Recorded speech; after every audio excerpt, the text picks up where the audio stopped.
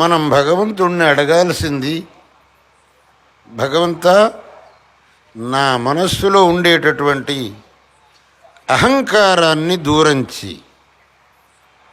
నాకు వినయాన్ని ప్రసాదించు. అన్నిటికంటే ముఖ్యమైన ప్రార్థన ఇది చెయ్యాలి. మనం అందరం కూడా అహంకారమునకు లోనై అనేక విధమైన తప్పులు చేస్తున్నాం. సామాన్యంగా తప్పులు చేసేవాడికి ఒక అహంకారం ఉంటుంది. నన్ను అడిగేవాడెవడు,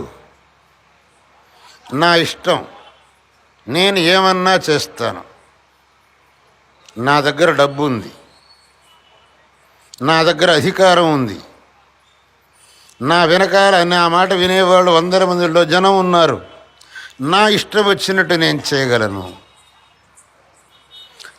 ఈ ఒక్క అహంకారం వాడి వల్ల తప్పు పనులు చేయిస్తున్నది.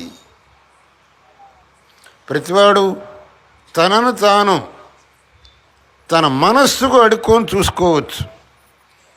నేను తప్పు పనులు ఎలా చేస్తున్నాను అనేది. కానీ అక్కడ ఒక విషయం వాడు జ్ఞాపకం పెట్టుకోవాల్సింది ఏమిటి అని అంటే,